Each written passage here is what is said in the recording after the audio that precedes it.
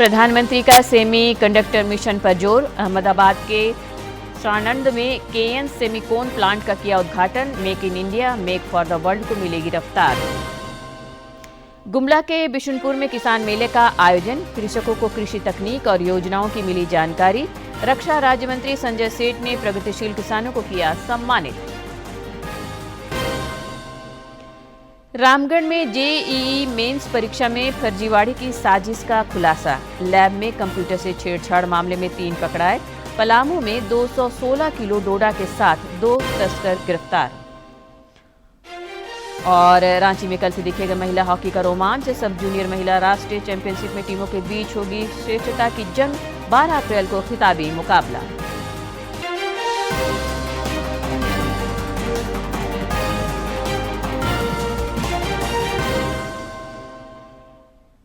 नमस्कार, खबरें झारखंड में आपका स्वागत है। मैं हूं रोज उरांव और अब समाचार विस्तार से। प्रधानमंत्री नरेंद्र मोदी ने आज अहमदाबाद के सानंद में केएन सेमीकॉन प्लांट का उद्घाटन किया। इस दौरान प्रधानमंत्री ने अपने संबोधन में देश में तकनीकी विकास, ईज ऑफ मैन्युफैक्चरिंग और ईज और लिविंग पर बल दिया।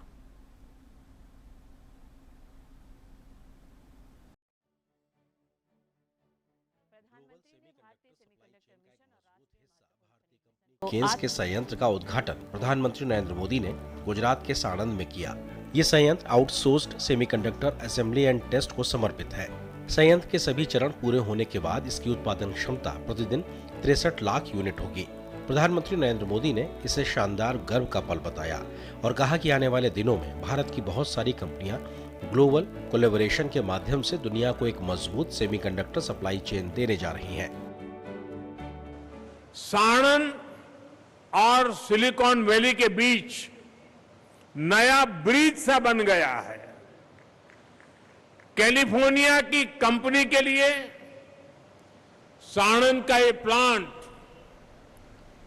इंटेलिजेंट पावर मॉड्यूल्स दे रहा है। मुझे बताया गया है कि यहां बनने वाले प्रोडक्ट्स का एक बड़ा हिस्सा पहले ही एक्सपोर्ट के लिए बुक हो चुका है। साणंद में बनने वाले मॉड्यूल्स अमेरिका की कंपनियों तक पहुंचेंगे और वहां से पूरी दुनिया को पावर देंगे। Make in India, make for the world के मंत्र की सफलता की गूंज दुनिया के कोने कोने में पहुंचेगी। प्रधानमंत्री ने कहा कि साल 2021 में भारत ने इंडिया सेमीकंडक्टर मिशन शुरू किया। उन्होंने बताया कि ये मिशन सिर्फ एक औद्योगिक नीति नहीं, ये भारत के आत्मविश्वास का ऐलान था। प्रधानमंत्री मोदी ने कहा कि मौजूदा दशक में भारत प्रौद्योगिकी के विस्तार से जुड़े फैसले ले रहा है, जिससे आने वाले दशकों में भारत का नेतृत्व सशक्त होगा। 21वीं सदी का भारत केवल बदलाव का साक्षी नहीं, बल्कि बदलाव का नेतृत्व करने के संकल्प के साथ आगे बढ़ रहा है। हमारी नीतियां और हमारे निर्णय आने वाले दशकों की टेक्नोलॉजी और एनर्जी सिक्योरिटी की मजबूत नींव रख रहे हैं। इसलिए आज भारत हर क्रिटिकल टेक्नोलॉजी पर अभूतपूर्व निवेश कर रहा है, रिफॉर्म्स कर रहा है। प्रधानमंत्री नरेंद्र मोदी ने बताया कि महत्वपूर्ण खनिजों में आत्मनिर्भरता के लिए राष्ट्रीय महत्वपूर्ण खनिज मिशन शुरू किया गया है। इसके तहत महत्वपूर्ण खनिजों की खुदाई और उत्पादन पर जोर दिया जा रहा है। उन्होंने कहा कि सरकार का प्रयास है कि देश में खनिजों का एक राष्ट्रीय रिजर्व हो और भारत इस दिशा में मिशन मोड में तेजी से काम कर रहा है। ब्यूरो इनपुट के साथ अक्षय डोंगरे की रिपोर्ट, डीडी न्यूज। इससे पहले प्रधानमंत्री ने गांधीनगर के कोबा तीर्थ में सम्राट संप्रति संग्रहालय का उद्घाटन किया। मौके पर एक समारोह को संबोधित करते हुए प्रधानमंत्री ने भगवान महावीर के आदर्शों और उपदेशों को विश्व शांति के लिए महत्वपूर्ण बताया। श्री मोदी ने वोट बैंक की राजनीति की आलोचना करते हुए सबका साथ सबका विकास के मंत्र को दोहराया।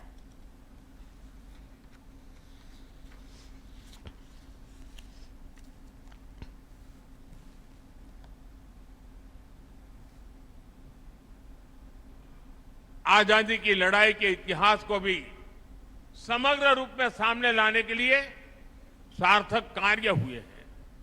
आपको याद होगा, पहले ये काम राजनीतिक चस्पे से होते थे। एक राजनीतिक परिवार का नैरेटिव कैसे सेट हो, वोट बैंक के हिसाब से बातें कैसे बोली जाए, सब कुछ इसी के इर्द गिर्द घूमता था। हमने इस मानसिकता को समाप्त किया है। हम सबका साथ सबका विकास के मंत्र के साथ चल रहे हैं। यही मंत्र विकसित भारत के विजन की आत्मा है। साथियों, आप सभी संतगण भारत की विरासत को संजोने का इतना महान प्रयास कर रहे हैं। हम व्यक्तिगत आकांक्षा से ऊपर उठकर समाज और राष्ट्र के लक्ष्यों के लिए काम करते हैं तो देश के विकास को गति और मिल जाती है।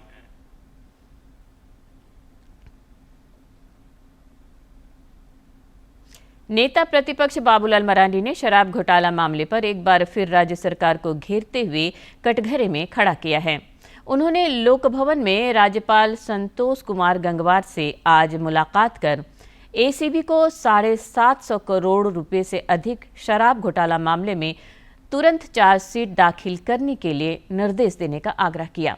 साथ ही एसीबी की कथित संदेहास्पद भूमिका और संपूर्ण प्रकरण की सीबीआई से जांच कराने की मांग की। श्री मरांडी ने बाद में पत्रकारों से बातचीत करते हुए कहा कि चार्जशीट नहीं दाखिल होने की वजह से आरोपियों को डिफॉल्ट बेल मिला है। उन्होंने आरोप लगाया कि घोटाले में शामिल लोगों को बचाने और इस प्रकरण के नाम पर पैसा कमाने की साजिश रची गई है।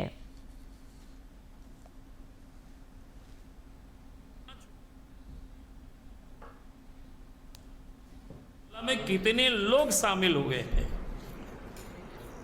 आखिर आज एसीबी को क्या परेशानी है कि गिरफ्तारी 2021 में 2020 में 2025 को होता है, यानी कितना हो गया? लगभग 10 महीना हो गया करीब। अब 10 महीना में भी अगर कोई चार्जशीट सबमिट नहीं करता है एसीबी, इसका अर्थ ये होता है कि एसीबी एक षड्यंत्र के तहत सिर्फ पैसा वसूल रहे, एक्सटॉर्शन कर रही है। और इसीलिए मैंने राज्य के राज्यपाल से मांग की है कि आप एसीबी के डीजी को कहिए, सरकार को आप कहें कि वो चार्जशीट तुरंत सबमिट करे और पूरे मामलों की जांच सीबीआई से कराई जाए। कांग्रेस के प्रदेश प्रभारी के राजू ने कहा है कि पार्टी जनहित के मुद्दों को लेकर संवेदनशील है। रांची में आज पत्रकारों से बातचीत करते हुए श्री राजू ने कहा कि पेशा कानून के बेहतर क्रियान्वयन और ग्राम सभा को सशक्त बनाने के प्रयास हो रहे हैं। एक सवाल के जवाब में उन्होंने कहा कि पार्टी का प्रशिक्षण कार्यक्रम एक नियमित प्रक्रिया है। झामुमो महासचिव सुप्रियो भट्टाचार्य के बयान पर कांग्रेस के अन्य नेता इस दौरान बचाव की मुद्रा में नजर आए। मौके पर पार्टी के प्रदेश अध्यक्ष केशव महतो कमलेश और मंत्री राधा कृष्ण किशोर समेत अन्य नेता मौजूद रहे। कर रहे उसके अलावा हमारे एमएलएस भी वो इश्यूज रेज करके पब्लिक का हित में रेज करके, उसके अलावा हमारा Congress party district Congress committee district में है और पब्लिक में बीच में है, वो भी डिस्ट्रिक्ट कांग्रेस कमेटी और ब्लॉक कमिटीज हमारा कांग्रेस कैडर्स वो भी वो इश्यूज रेज कर सके। किधर रह सकते? कंसर्न बीडीओ के सामने, कंसर्न कलेक्टर्स के सामने रेज कर सकते। when they are questioning, don't be under the impression that we are questioning chief minister. We are questioning that particular office bearer, that particular officer who has got some power to do but he has failed to do. आपको कल training में 4 घंटे मैं एक subject पर सभी को training दिया। गुमला के बिशुनपुर में किसान मेला का आयोजन किया गया। इस दौरान कृषकों को उन्नत कृषि तकनीकों और योजनाओं की जानकारी दी गई। रक्षा राज्य मंत्री संजय सेठ ने प्रगतिशील किसानों को सम्मानित किया और कृषि तथा किसान कल्याण के केंद्र सरकार के पहलों की जानकारी दी।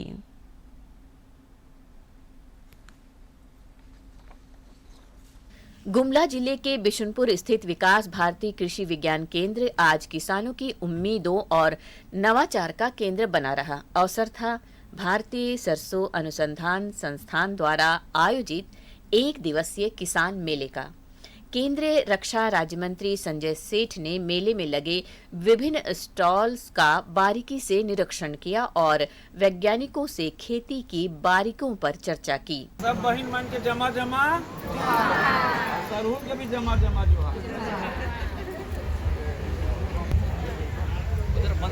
सभी लोग हमारे मुख्य अतिथि का स्वागत के लिए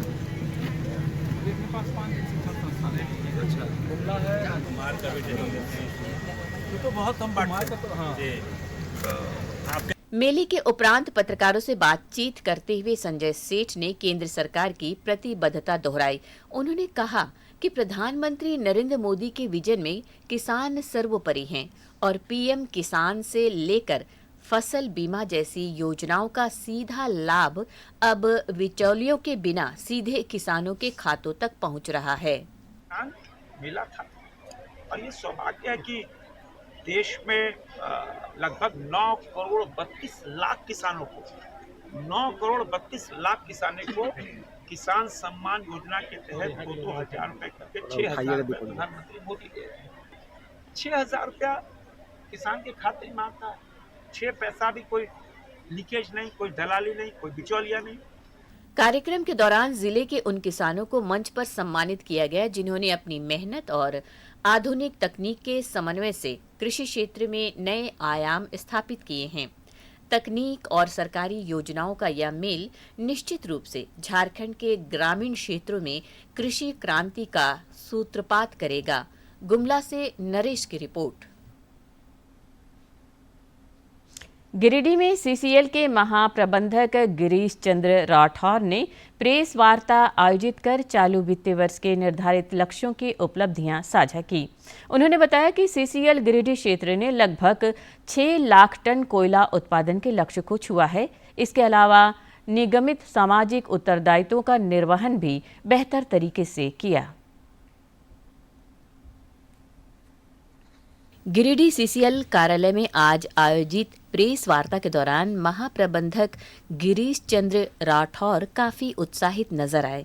उन्होंने बताया कि टीम वर्क और बेहतर प्रबंधन के कारण क्षेत्र ने 6 लाख टन कोयला उत्पादन का लक्ष्य सफलतापूर्वक हासिल कर लिया है। गिरिडीह क्षेत्र की कबरीबाद माइंस अपने उत्पादन लक्ष्य को पूर्ण कर चुकी है।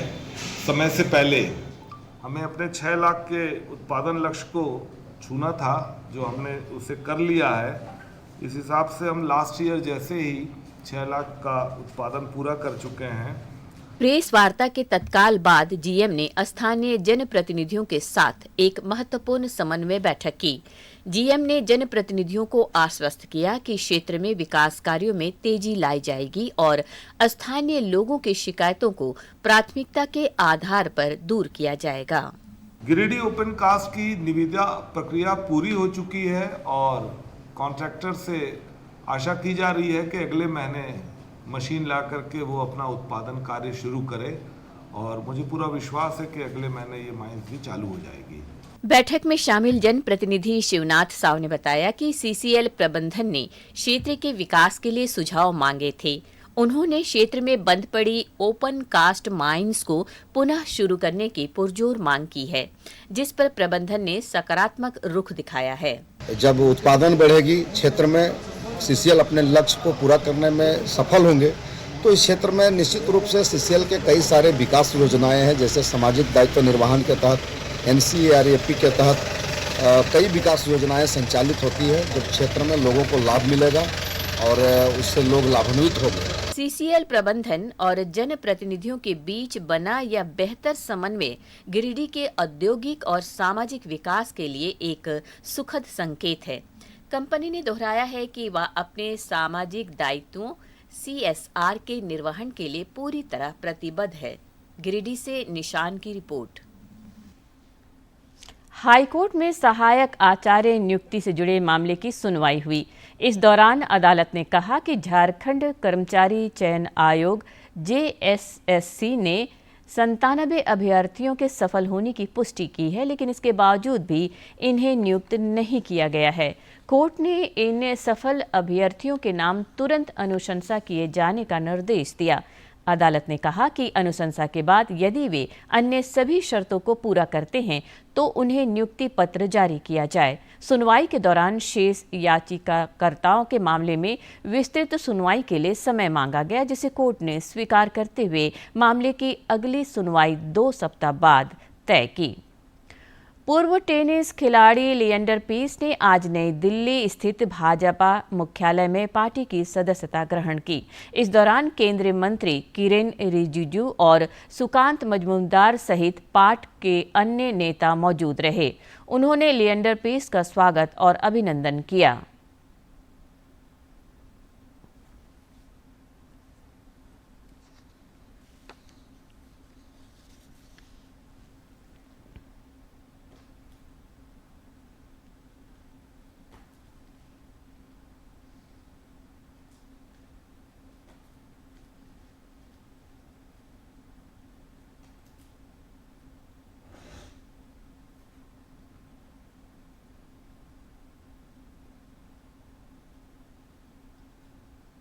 देश में कल से जनगणना 2027 का पहला चरण शुरू हो रहा है, जो 30 सितंबर तक चलेगा। सुविधा के अनुसार राज्य अपने 30 दिन की अवधि निर्धारित करेंगे। इस बार डिजिटल माध्यमों से 2 चरणों में डेटा संग्रह होगा। पहले चरण में घरों की सूचीबद्धता, निर्माण सामग्री, स्वामित्व, बुनियादी सुविधाओं जैसे डेटा जुटाए जाएंगे। जनगणना का दूसरा चरण अगले वर्ष फरवरी में होगा, जिसमें आबादी, जाति, धर्म, शिक्षा और रोजगार जैसी चीजों की गणना होगी।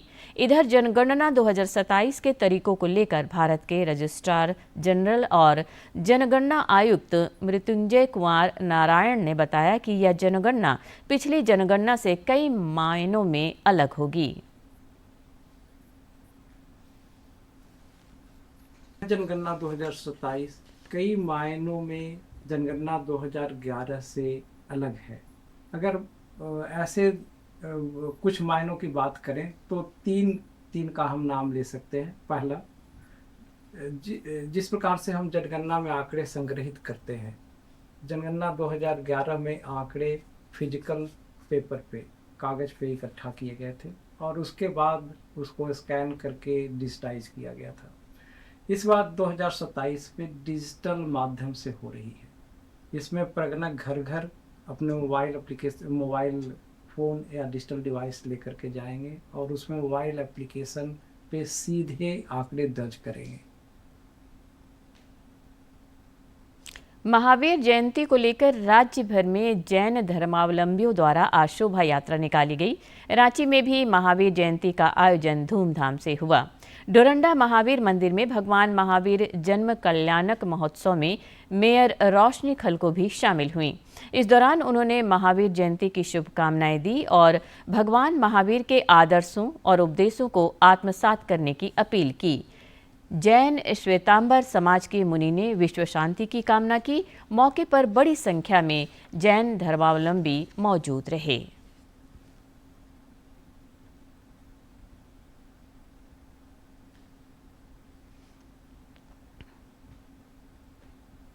समाज धूमधाम से मना रहे हैं। हर में अपनी संस्कृति, अपनी परंपरा को बरकरार रखना है और संगठित रह करके अहिंसा का राह पर चलना है और हमेशा त्याग का भावना, हमेशा तप का भावना रखना है, जिससे अपने समाज तो आगे होता है, समाज का विकास होता है।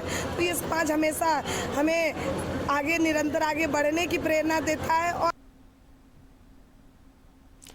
सर्वाइकल कैंसर की रोकथाम के लिए देश में बड़ा टीकाकरण अभियान चल रहा है। राज्य के विभिन्न सदर अस्पतालों में भी कल इस अभियान की शुरुआत हुई। गढ़वा में भी किशोरियों को बेहतर स्वास्थ्य के लिए सदर अस्पताल में HPV वैक्सीनेशन कार्यक्रम शुभारंभ हुआ।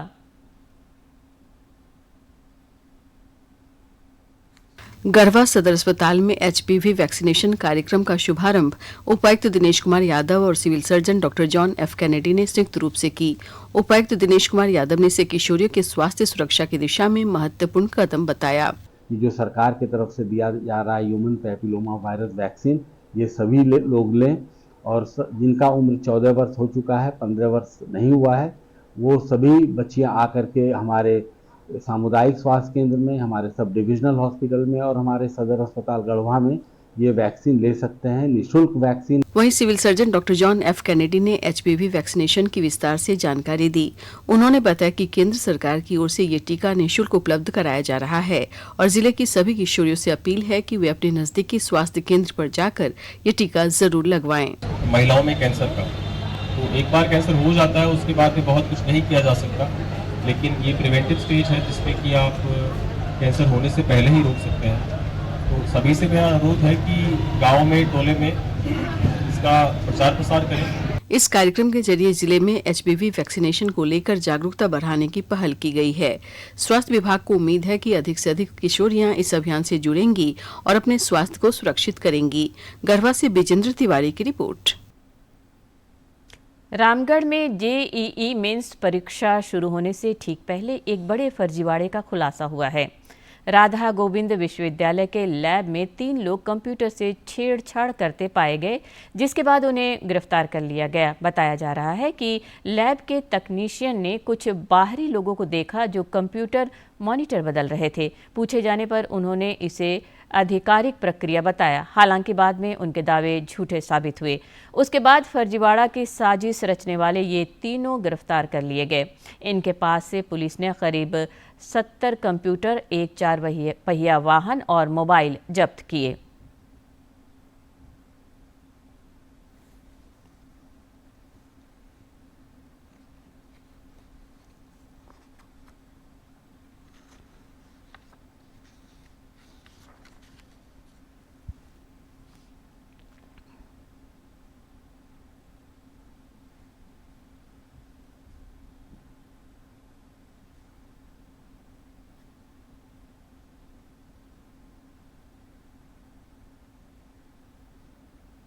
इधर पलामू में पुलिस को मादक पदार्थों के तस्करों के खिलाफ बड़ी सफलता हाथ लगी है। मनातू थाना क्षेत्र से पुलिस ने 215 किलो डोडा बरामद करते हुए 2 तस्करों को गिरफ्तार किया है। पुलिस अधीक्षक रेशमा रमेशन ने बताया कि डोडा की इस खेप को 25 अलग अलग बोरों में भरकर एक कार से ले जाया जा रहा था। वाहन जांच के दौरान पुलिस ने डोडा बरामद कर तस्करों के मंसूबों पर पानी फेर दिया। डोडा जो है वो लोडेड था और साथ में 2 अभियुक्त भी उसमें जो ट्रैवल कर रहे थे वो थे संजीव शर्मा जो बरेली उत्तर प्रदेश का रहने वाला है और निजामुद्दीन रैन जो ओरिजिनली कांडी गढ़वा का रहने वाला है, बट उनका ससुराल जो है पड़ता है यहाँ पलामू जिला अंतर्गत पिपराटाड़ थाना में और शादी के बाद ये ससुराल में ही रहते हैं।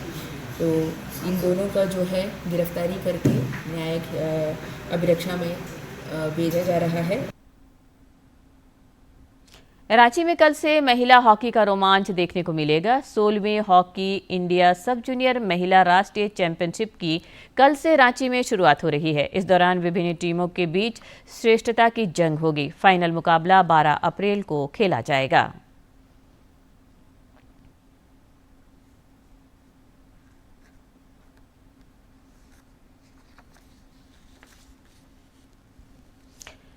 जमशेदपुर में 3 से 5 अप्रैल तक steel city classic championship season 2 का आयोजन होगा। आयोजकों ने आज प्रेस वार्ता कर बताया कि विभिन्न आयु वर्ग के प्रतिभागी इसमें हिस्सा ले सकेंगे।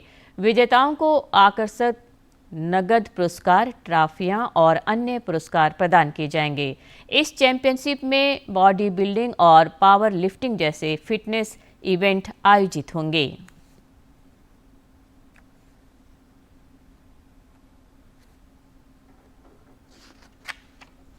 अप्रैल 2026 से 5 अप्रैल 2026 तक ये प्रोग्राम। यहाँ पे झारखंड के हर एक क्षेत्र से लोग आ रहे हैं, पार्टिसिपेंट्स आ रहे हैं। जमशेदपुर से, बोकारो, धनबाद वगैरह, गिरिडीह, बहुत सारी जगह से बढ़ चढ़ के लोग पार्टिसिपेट कर रहे हैं और यहाँ पे कोई एज बाउंड्री नहीं है, चाहे कॉलेज का स्टूडेंट भी भाग ले सकता है या फिर कोई एक रिटायर्ड पर्सन भी भाग ले सकता है, कोई एज बाउंड्री नहीं है। जो भी फिटनेस के प्रति डेडिकेटेड है वो बढ़ चढ़ के इस पे हिस्सा ले।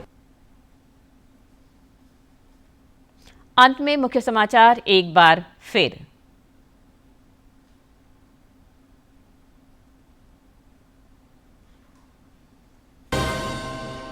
प्रधानमंत्री का सेमी कंडक्टर मिशन पर जोर।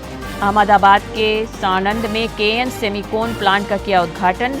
Make in India make for the world को मिलेगी रफ्तार।